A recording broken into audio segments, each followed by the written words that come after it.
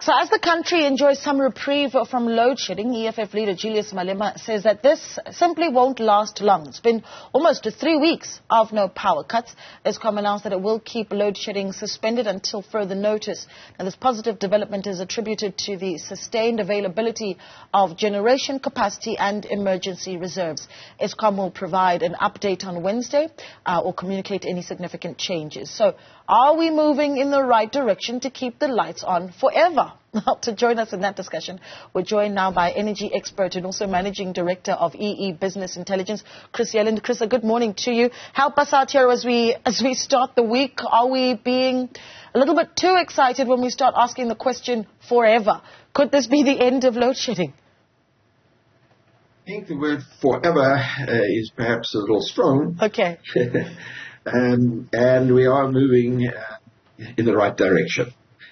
Just to make a point, and I'd like to give credit where it is due, that if you look at the data, it is very clear that the unplanned breakdowns for the first 13 weeks of this year are indeed lower, consistently lower, than for the first 13 weeks of last year. And that's not surprising, actually, because 3 units at Kusile, which were broken down at this time last year, have been temporarily connected to the grid, in late November 2023, so that those 3 units, if you work it out, constitute about 2,000 megawatts, have been returned to the grid. Mm-hmm. And that is exactly what you see from the data, that there is about a 2,000 megawatt reduction in unplanned breakdowns. So what this tells us is things are better in terms of breakdowns, but the balance of plant beyond Kusile units 1, 2, and 3 are performing about the same as last year, and last year was a pretty bad year. Mm-hmm. Yeah, so any comparison to 2023, I suppose, is going to be a good one. But let's talk then about long-term, because essentially what you said is 3 units temporarily added to the grid, and that's the word I want to sit with, right? And then, of course, there's the long-term maintenance plan. Where are we there? Are we making any real progress? Anything that we should be proud of? Anything that we should really be concerned about, even as we enjoy this reprieve?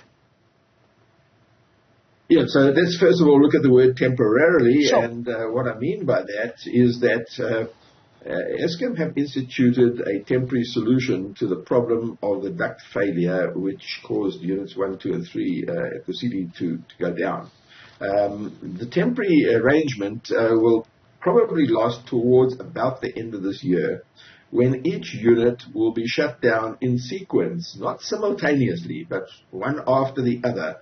Each unit will be shut down for about 3 months to put in place the so-called final solution, mm-hmm. Which hopefully will return these 3 units back into service thereafter on a permanent basis. The point is, at the moment, some very problematic plant has been bypassed. This is known as the flue gas desulfurization plant. And in the temporary arrangement, this problematic plant that was causing a lot of the problems in the past has been bypassed. So no wonder it's performing a bit more reliably now, mm-hmm. With the temporary arrangement. But ultimately, they've got to put these units, the flue gas desulfurization units have got to be put back into service, because without them, the level of pollution from these 3 units is extremely high, damaging to human health and effectively breaking the law, except that they have an exemption from the law for a period. The Minister of Environment, Forestry and Fisheries has given them a temporary respite while they put in place this permanent solution. So it's got to get back to normal, otherwise they're breaking the law. Yeah, can we talk a little bit about demand? Because as you look at where we're sitting in terms of demand for power in the country, I'm getting some interesting reports here. I mean, some are saying that the weak South African economy is resulting in an overall flat demand for electricity. I need to understand how that works and what happened to this demand.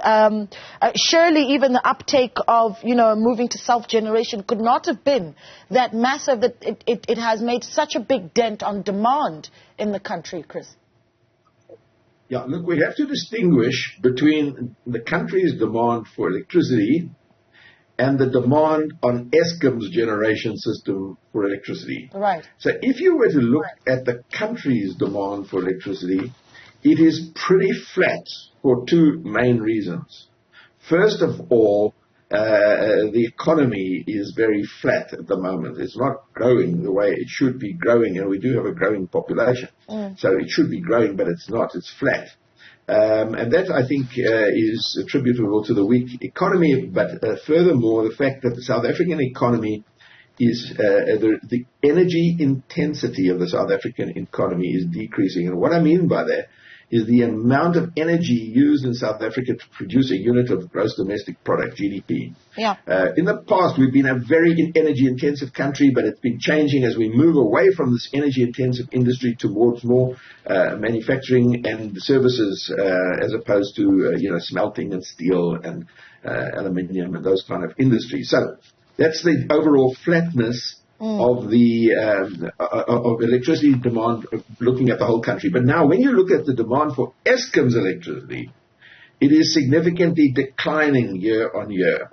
And the reason for that is because of load shedding, because of the rapidly increasing price of electricity. People are moving towards alternative energy sources, self-generation, distributed generation, wheeling of power, trading of power, anything, to reduce your reliance on the high-cost Eskom electricity and municipal electricity. So that's causing a progressive reduction in demand, and it's caused because people are installing solar, rooftop PV, and battery storage, wind power, and all these different alternative energy sources. And this is also bringing relief for load shedding because it's putting less burden on the Eskom fleet. Okay, let me ask you this, Chris. How long could this reprieve last? That's the first thing. And just to stack that question, if you'll allow me. Last week we heard the Deputy President speaking at the University of Johannesburg, and essentially one of the things he said was that we'd see load shedding come to an end by the end of this year. So is that a possibility? Look, I think one has to take these statements from whence they come. They come from politicians before an election. And promises made by politicians before an election are notorious for their over-optimism.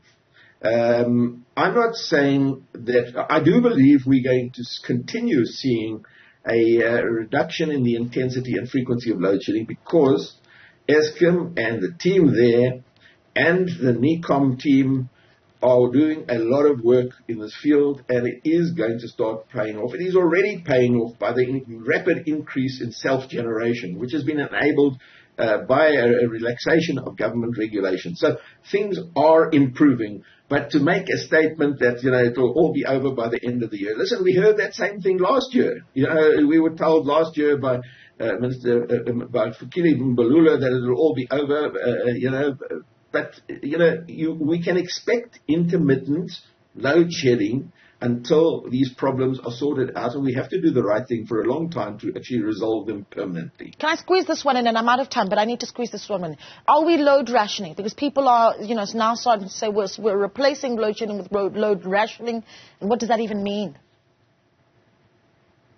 Look, first of all, every time we run the open circle gas turbines, we are running them if we're running them to meet demand and avoid load shedding, we're not using them in the way they should be used.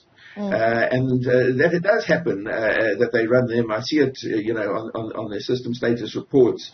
And what we're doing is we're dipping into so-called emergency reserves and peaking plant, which should not be used for operational purposes to meet demand. They should just be there for peaking purposes. That means for half an hour a day during the morning peak or the evening peak. But if you run them for several hours a day, you're dipping into your emergency reserves. But, things are not over. And they are managing this to the best of their ability. There are levers that can be pulled besides load shedding. Okay. I wish we had more time, and I don't think this is a conversation that ends anytime soon, so we look forward to chatting some more in the future. Chris, thanks for always availing yourself. We really, really do appreciate it. Chris Yelland is the MD of EE Business Intelligence, and also he is an energy expert. Let's take